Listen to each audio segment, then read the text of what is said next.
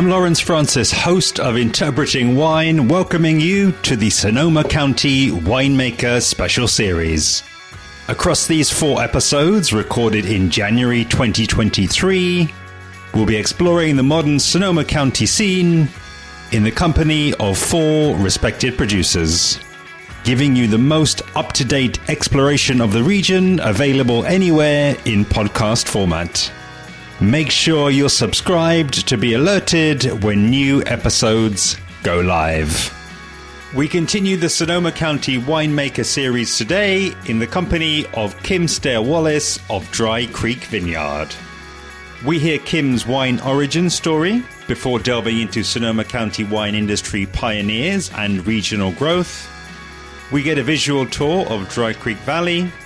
Kim talks Enotourism and Hospitality, attracting younger drinkers to wine, sustainable viticultural practices, winemaking philosophy, and she shares their special invite to all Interpreting Wine listeners. Enjoy.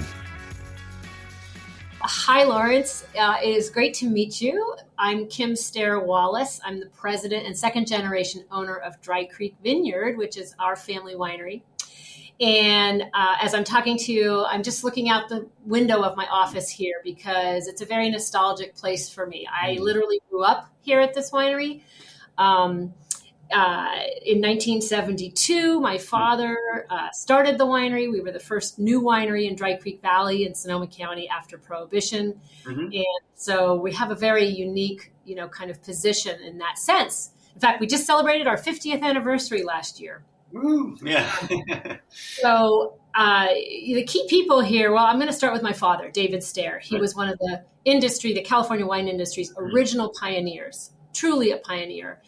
And I'm so proud to be carrying on that legacy today. He was not only the first to start a winery in this region after Prohibition, he was the first to plant grapes here. He was the first to plant and champion the variety Sauvignon Blanc, which is still one of our flagship white varieties. Et cetera, et cetera.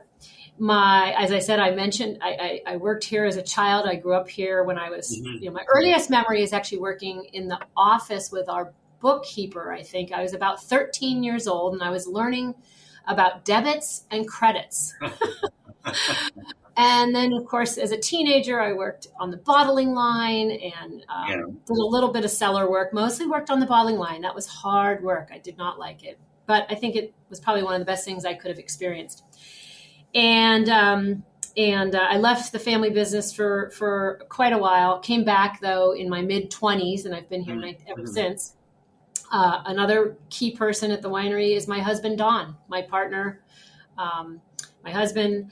And he came to work for the family business in 1990. And he's somewhat retired now, but essentially was I'm going to call him the dirt guy. He was the inspiration behind the vineyards and vineyard transition that we made when we took over from my father. And then another super important person here is our winemaker, Tim Bell. He joined us in 2011 and shared my vision for where I wanted to take our winery and has done a phenomenal job and is a great human being, which is very important to me. And, overall, people are probably the most important thing that we all have. And it's something that we really value here at the winery.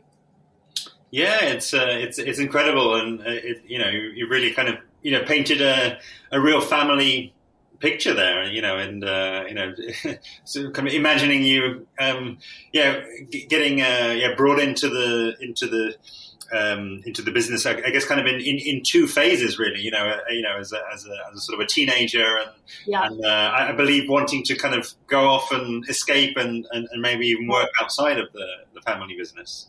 Definitely, yeah. I was definitely the hormonal teenager that reluctantly worked for the family business. But again, it was probably the best foundation that I could have had because, as the president today, I've pretty much had, well, not every single position at this winery, but a lot of them. I've done a lot of the different jobs, and having knowledge about that foundation of literally bottling wine is really, really a good thing to know about. And, I have a lot of empathy and for people that are working in that capacity of the business, and we need them. I was just thinking when you said, that we are a family. It's so true. I literally live right next door to the winery. And, every day I come to work, I feel like I'm going to my second home and I'm coming to my second family. The people that work here, we have employees. In fact, we have one employee who's worked here for 45 years. Mm-hmm. He's been here since he was 18 years old. And, we have a lot of longtime employees along with newer employees, but together I think we do make up a really beautiful, tight-knit family that contributes to the culture of the winery, which I feel is sort of a unique or becoming more unique, at least in the California wine industry, as so many wineries are selling to big corporations. Yeah, this is, what I'm finding really fascinating, through this series and, talking to the various wineries. And I think just that feel, that sense that I'm getting that, even though I've not yet had the pleasure of visiting wine country over there in California, still, I think very much something that maybe slightly got lost in some of the marketing kind of back in the day. The fact that there are still, family owned businesses there, and even just that, the fact that when you go to California, even the big cities, and and you go around Los Angeles, as I've been, it's actually surprisingly green, I would say, and not at all what I was expecting, and I'm sure maybe not what a lot of people who maybe haven't had the chance to visit expect. It is. I guess it's still relatively rural, right? And I believe that they're very much so. Something like only 6%. I'm trying to think of what the figure is. I want to say I could be wrong here, but 6% of Sonoma County is planted to grapes. The vast majority of Sonoma County is very rural, very, very mountainous.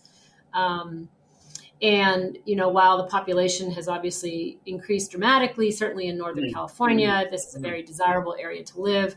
It's still a rural character. The Dry Creek Valley, where we are, which is about 75 miles north of San Francisco, we're at the northern end of Sonoma County, is just an incredible, beautiful valley. All of the wineries here, if I'm not mistaken, I think there are roughly 60 now. Remember, we were the first after Prohibition, but there are about 60, and lots of small grape growers. They're all family owned still, which that's unique, I think. Yeah, and I think this is another thing that I think as well. It bit of a generalization, but I think it can get lost in some of the wider communication. Just the fact that I find it really exciting to talk to the family of the pioneers of a region as well known as Sonoma County, and I can't do that if I start talking to somebody from Burgundy. There's nobody who is sort of 800 years old that I can kind of talk to. So that's part that I'd love to appreciate that you weren't there kind of back in the early 70s, but I'm sure you've kind of heard stories, and you've got a better understanding than most about kind of what it was like there. So I just love to hear a bit more really about the cultural base really on which the wine industry there sits, which again right. Well, you have to. So first of all, you have to. Remember that. So Dry Creek Valley was actually settled by the Italians in the late 1800s, and they actually brought grapes to this region. So there was a fairly robust wine industry in the late 1800s. Of course, that all changed during the time of Prohibition. Of course, in this country, we had that crazy law called Prohibition. and all of those grapes, or not all, but the vast majority of those vineyards were converted to prune orchards or plum trees for prune processing. So when my parents arrived here in the early 1970s, Dry Creek Valley was largely planted to prune orchards.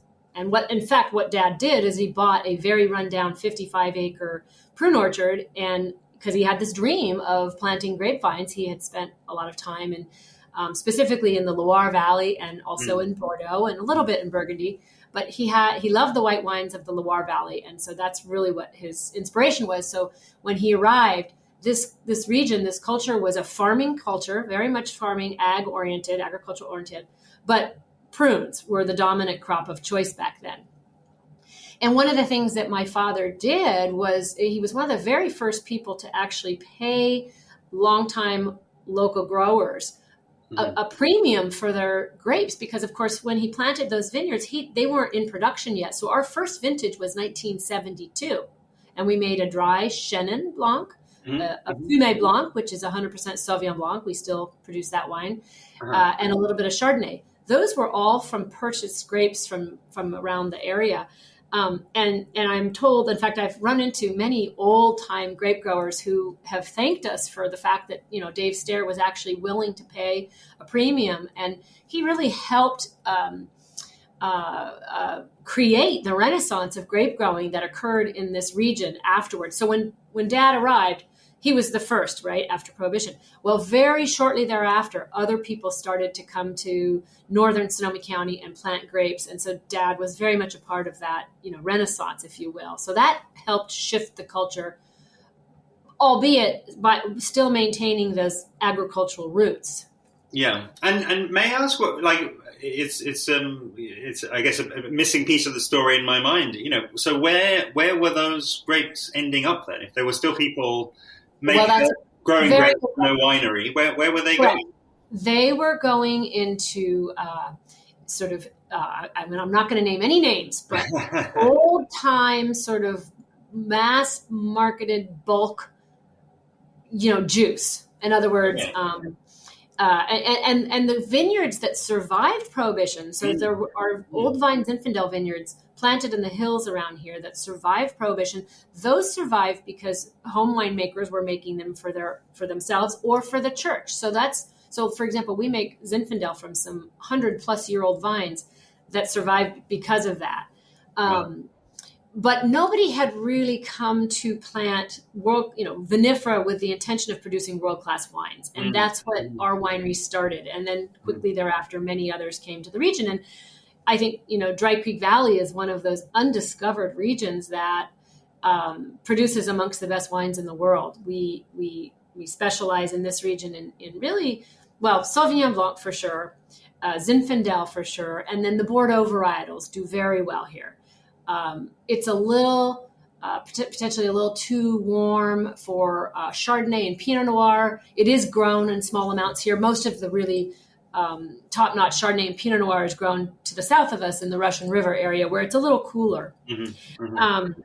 But I was going to say something else about the culture. Oh, one of the other things that is just a memory for me, because I was a young girl when we moved here, and the farmers at the time were not welcoming about this, quote, city slicker from Boston, Massachusetts, which is where our family was originally from. They were not happy or welcoming with this idea that Dad was going to tear out prune orchards and plant grapevines. In fact, they sent a petition against him and against his original intention, which was to build the winery in a different location, actually near the home site where I grew up. And they won that petition, and eventually my father built the winery where we are located now, where I'm sitting, which is right in the middle of the valley. We have a fabulous location, and in hindsight, it was a much better location. But initially, he was very disruptive to the culture. It was a good old boys culture, and it was, farming for sure, but it was prunes, not grapes. And I don't think there's probably a producing prune tree in this valley anymore. I think there are almost something like 9,000 or 10,000 acres of grapevines in the Dry Creek Valley alone.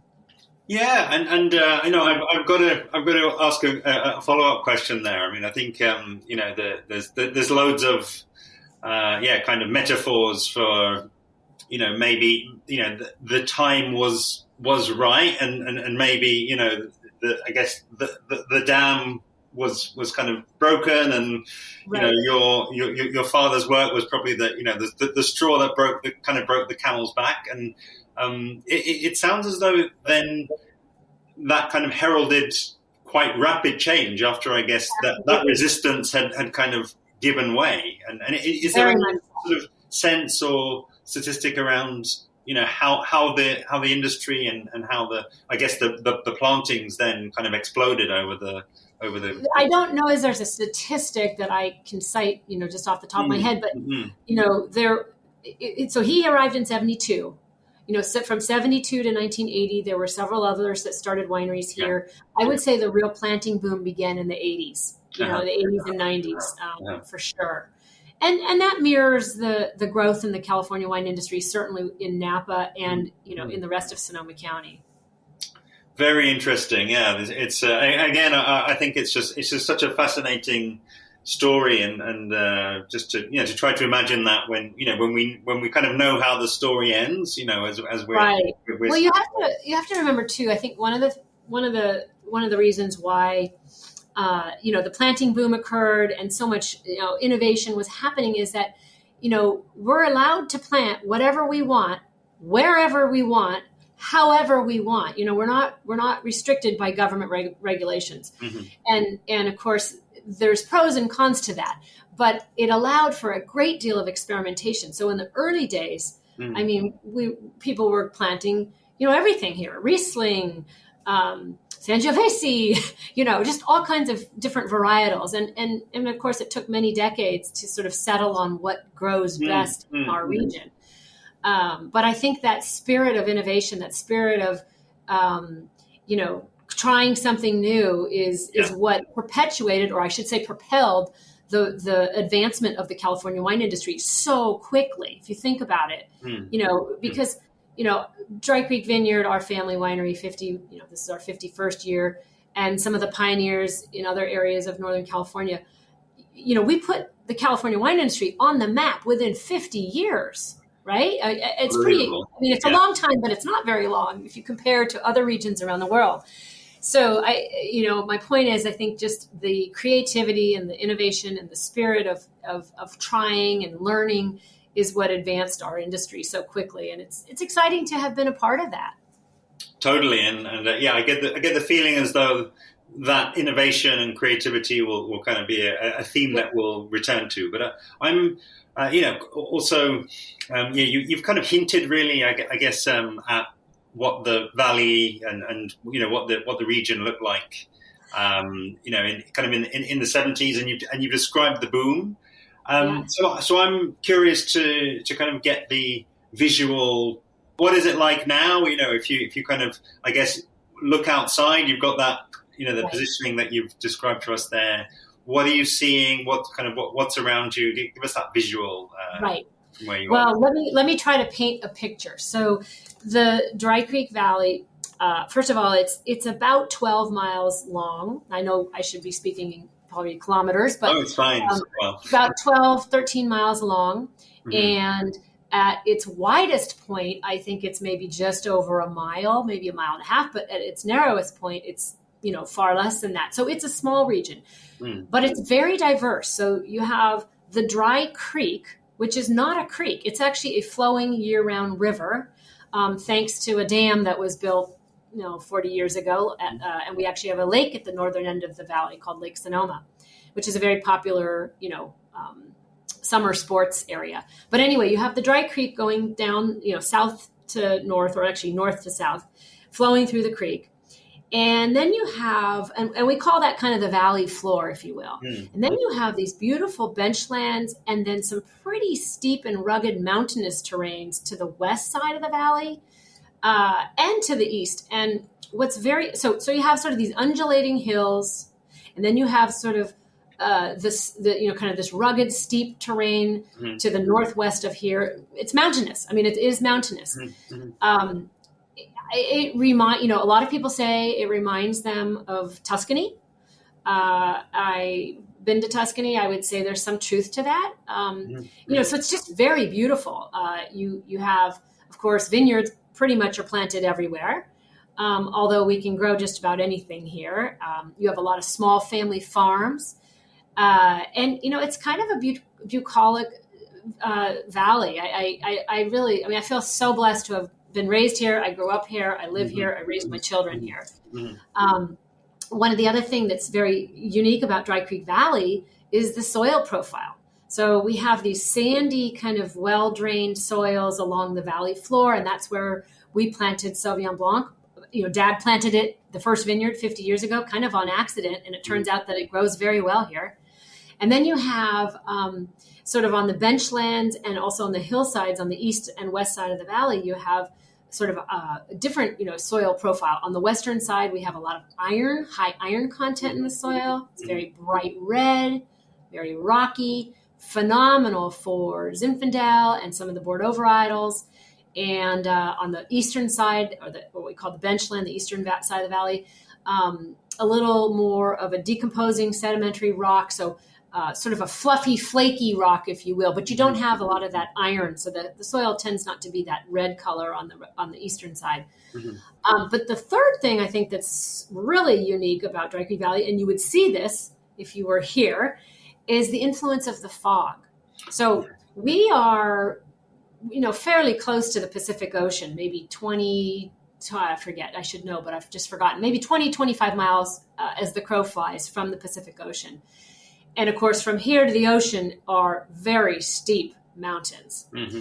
But we are definitely impacted by that marine layer, so that the fog is a big factor here, particularly in the summer months. So we'll have the fog roll in every evening. It becomes quite chilly here.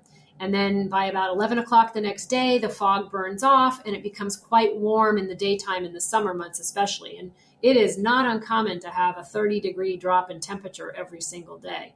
So the combination of this beautiful topography, the sort of the dramatic of the hillsides and mountains and the valley floor, and then that fog influence, it makes for a very beautiful area, but probably more importantly, it makes for a phenomenal area to grow grapes and make wine. Absolutely. And I think, we maybe said just before kicking off, it's somewhere that you're happy to be sort of, I guess, getting back to normal after, all of the restrictions, I guess, of the last couple of years. So could you say something about the Enotourism and kind of tasting offer? Because, that's an exciting part of what you're able to offer there. Well, very much so. So hospitality is very important to us. And we are so happy to be able to host guests and host people and be open again. Seems like we were open and closed, I don't know how many times, but anyway, we offer a number of different tasting experiences. We actually do a vineyard, a farm tour on a UTV. So that's a little 4-wheel drive vehicle. Mm-hmm. We have a bocce court. People can come and enjoy the gardens. We're one of the few wineries where people actually can picnic. So tourism to Dry Creek Valley, and specifically to Dry Creek Vineyard, is very, very important.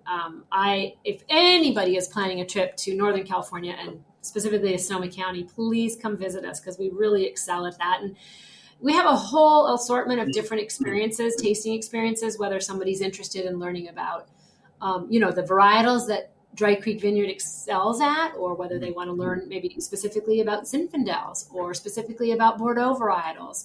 We have tasting experiences for all of those. So tourism to this area is very important. And I think it's special because it's not commercialized. These are very authentic, hands-on, personalized experiences. And I think that's the sort of the calling card, if you will, of our region from a tourism standpoint. There are lots of areas in California to go wine tasting. Lots of great wines are being made around the area, around the state. But I think that tourism to this particular region is unique because of the small family farmers, small growers, small family wineries, and the fact that we all live here. We live and breathe, and we're passionate about what we do. And I think that comes through in every experience, at least in every guest that comes to Dry Creek Vineyard. That's what I hope they leave with. Yeah. Along with a bottle or two of wine. Of course. And I think that's always been, one of those things that's kind of, I'll be honest, has kind of surprised me, when I've looked at, the sort of recent Silicon Valley Bank state of the wine business presentation, which I'm impressed. I kind of wait out for now every January, and one of the things, you've got it there in your hand, I've got it right here. I haven't read it yet. And it keeps coming up, certainly over the last few years, about this sort of, the challenge of attracting younger drinkers, and I think that there are, myriad factors that are kind of going on there, but I genuinely feel as though, all of those things that you've just mentioned there, that kind of, sense of connection back to the land, I guess, escaping the cities, even if it's just for a day or a weekend.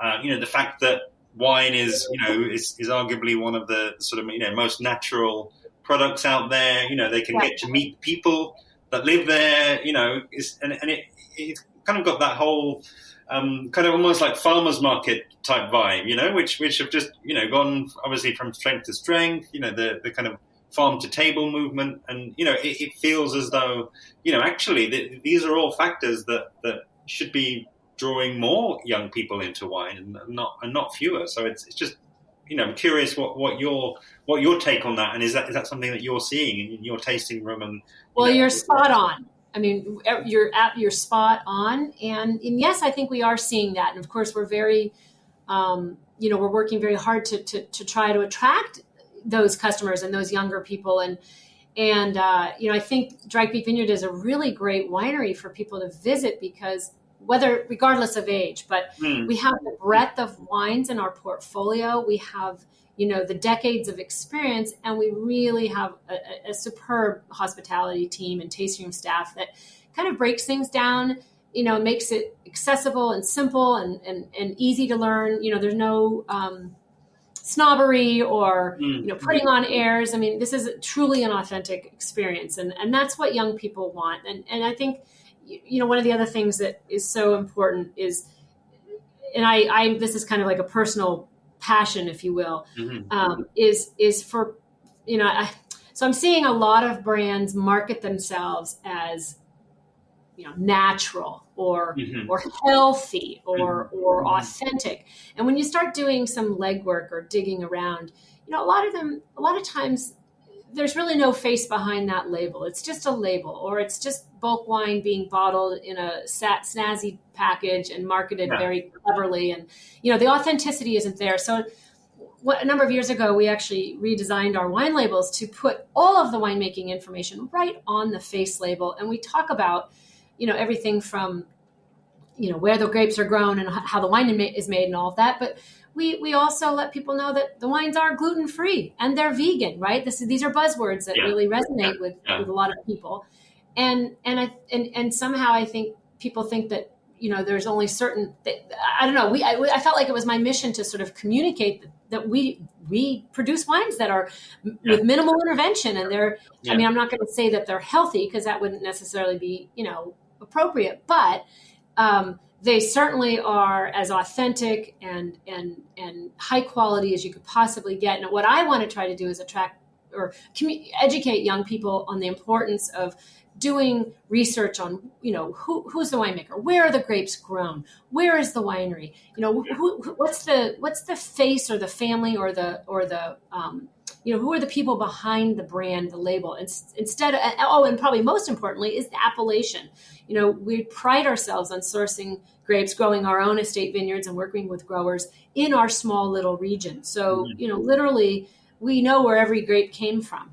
Instead of, buying grapes from over the entire state of California, for example, and producing a very large blend, California appellated wine in this case, or even a North Coast appellated wine. That's a very different type of, approach to wine than what we're trying to do.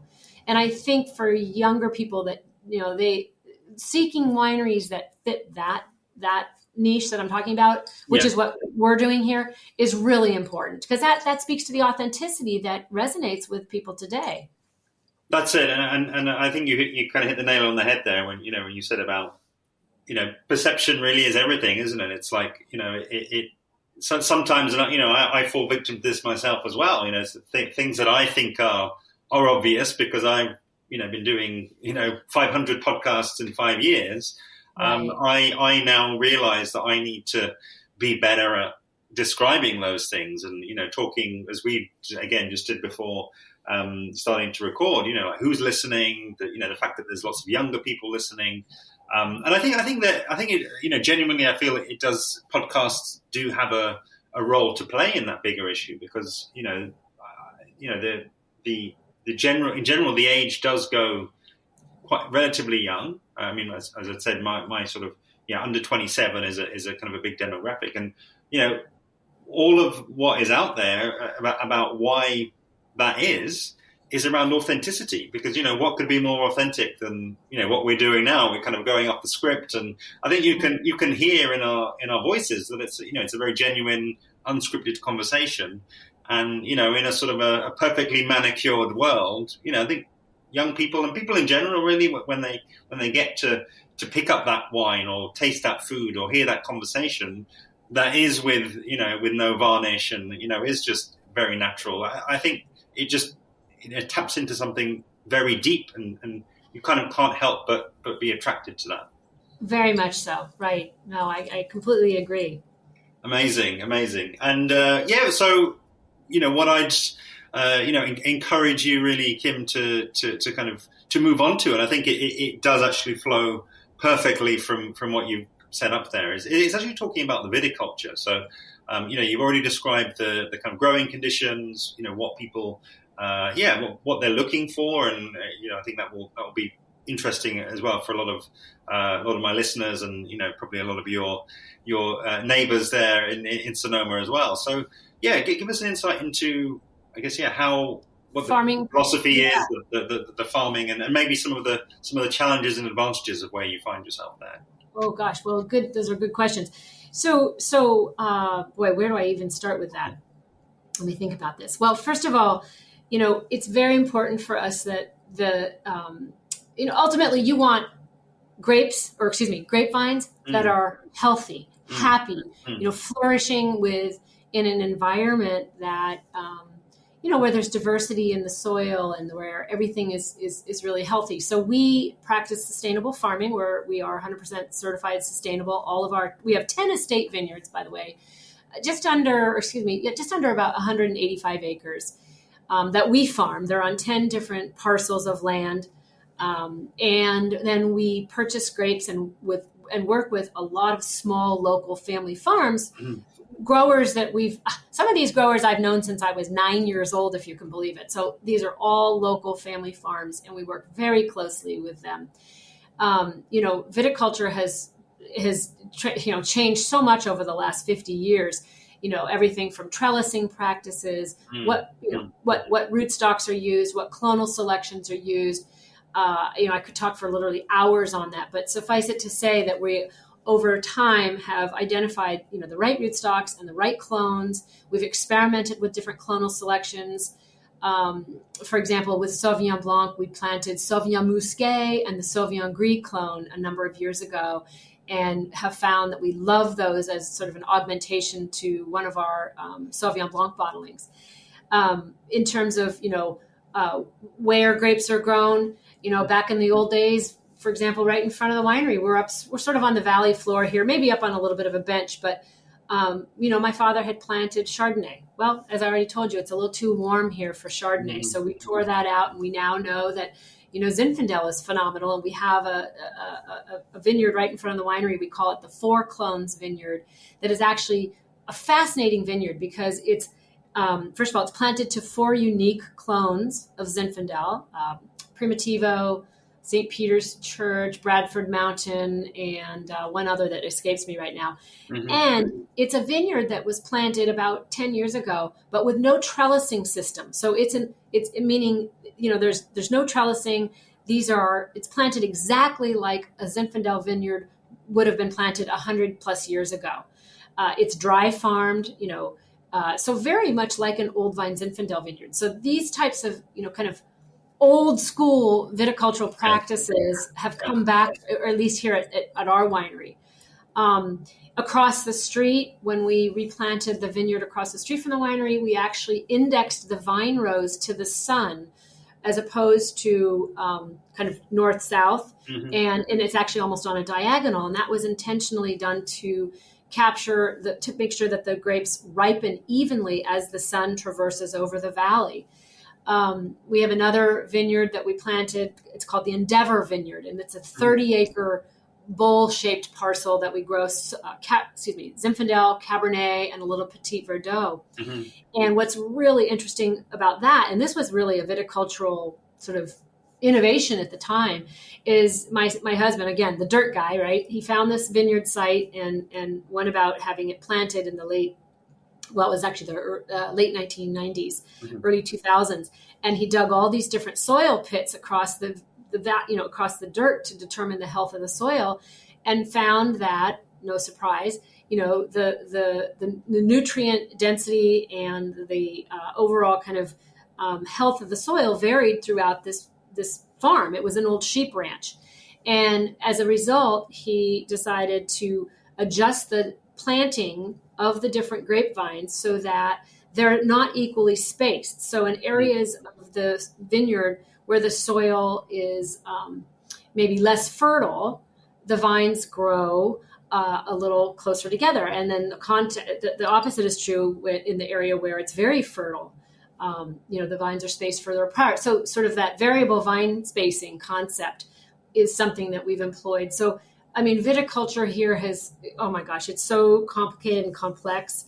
But I think the other thing I'll just mention too about our whole approach to viticulture is the notion of sustainability. So there are many different types of farming practices that we engage in that are considered sustainable and that are part of our certification process. Mm-hmm. So, planting cover crops between the vine rows to increase the nitrogen in the soil makeup and make the soil happy, make the soil healthy. We have an insectary garden in front of the winery in the middle of a vineyard to attract all kinds of beneficial insects. Yeah. We have raptor perches and bat houses and owl boxes throughout the vineyards to attract, raptors and birds of prey to help with our, rodent population. Oh my gosh, all kinds of things that we're doing from a sustainable farming standpoint. And you know what? The way I know that this stuff is working is this. When I was a child, I did not see a lot of wildlife here in the Dry Creek Valley. Mm-hmm. It was rare that you would see foxes or, anything else really for that matter. And of course, when a vineyard was torn out back in the, 80s, 90s, you would fumigate it. You'd tear out the grapevines, blast the soil with chemicals, kill anything in there, lay the plastic tarp over it, and then replant. We don't do that anymore. What we do now is if we're going to replant a vineyard, we let it be fallow for, anywhere from 5 to 7 years to let the soil naturally regenerate. We plant other types of crops. We had a hay crop growing on one of our vineyards for a number of years as we were getting ready to replant the vineyard. So these are all different types of advancements in terms of viticulture and sustainability that have not only improved the quality of the grapes, but as important, if not more importantly, have improved the quality of the soil and the system where those grapes are grown. Yeah, absolutely. And I think again to just briefly bring it back around to the kind of the bringing new people into wine again. That's a great story, a great vignette there, because the advancements, air quotes, those are all about getting in tune with nature, and in a sense they're about going back to how things were done before. Before you had machinery or you had sprays and these things, you maybe had to think a lot more laterally, and you bringing those. Bringing that wildlife in and treating living beings and living things in the vineyard as friends and as workers. Right. Well, it's so funny because I have a fox family that's living behind my house. I had never seen that before. So anyway, sometimes when I go home at night, I'm greeted with a fox that runs across my driveway, and I love it. And I think it would be remiss of me not to ask you for a few words on, I guess, that closing the circle, really, that the process of winemaking, and I guess a sense of the philosophy when those grapes are harvested, when they go into your facility there to make wine, to give us a sense. What is the philosophy? What is the approach? Signature / house style, whatever way. Well, so our approach with our winemaking, first of all, is my whole objective is to produce appellation defining, varietal defining terroir-driven wines. In other words, wines that really taste of a sense of place, that really reflect our unique little place in the world. Mm-hmm. And with that being said, our winemaker, Tim Bell, spends an enormous amount of time in the vineyards during the harvest, making the right decisions about when vineyards should be picked, etc. We are stylistically, our wines are known for balance and elegance, bright acidity. We don't like high alcohol wines, therefore we don't produce high alcohol wines. We produce wines that are meant to, be age worthy and all of that. And that's a little bit of maybe a departure from maybe some California brands in the past, especially that were sort of big, tannic, alcoholic wines. Yeah. We've never had that style. And that goes back to my father, who, of course, learned about wines in Europe when he was a young man. So all of the winemaking practices done here at the winery are intentionally done to produce wines of that ilk that I just described. Now, we make a whole assortment of different varieties of wine, so it's hard to speak about each one, but each vineyard is oftentimes broken into different blocks. Mm-hmm. Each block is harvested separately. We crush and ferment, and if the wine is barrel aged, of course, barrel age everything here on site.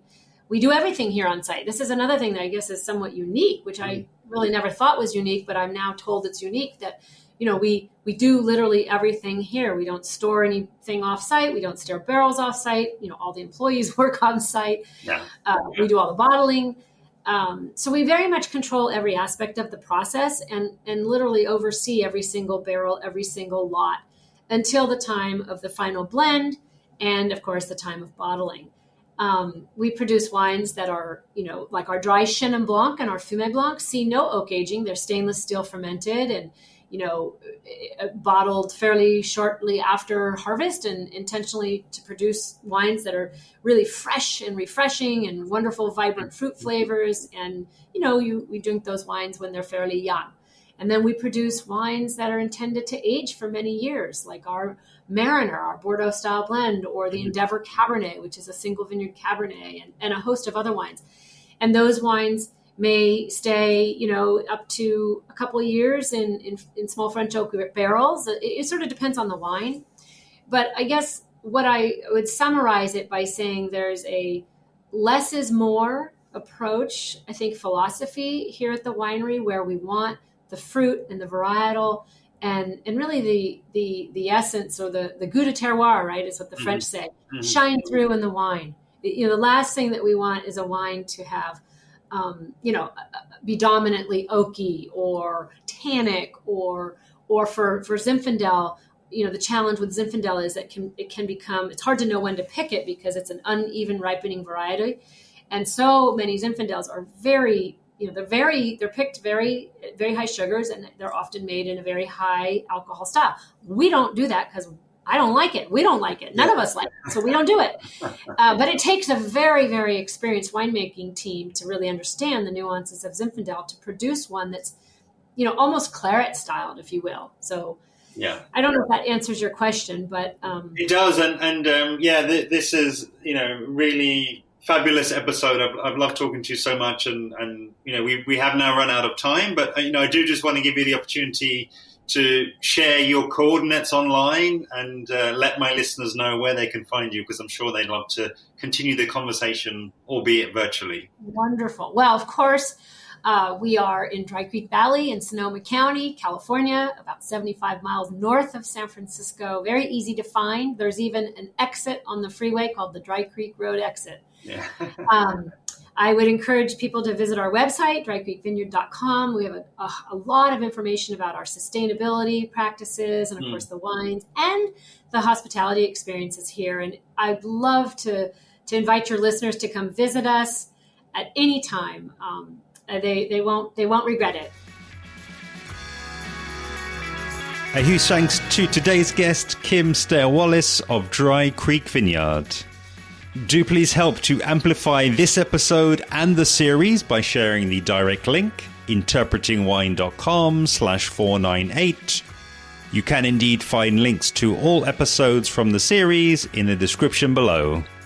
Of course, I'd love to have you following along with me on social media, where I'm at Interpreting Wine on Instagram and Facebook, and at Wine Podcast on Twitter. Next time on the Interpreting Wine Sonoma County Winemaker Special Series in episode 499, I'll be speaking with Justin Sedenfield of Rodney Strong Vineyards. Make sure you're subscribed to Interpreting Wine to be alerted when the episode goes live. See you then.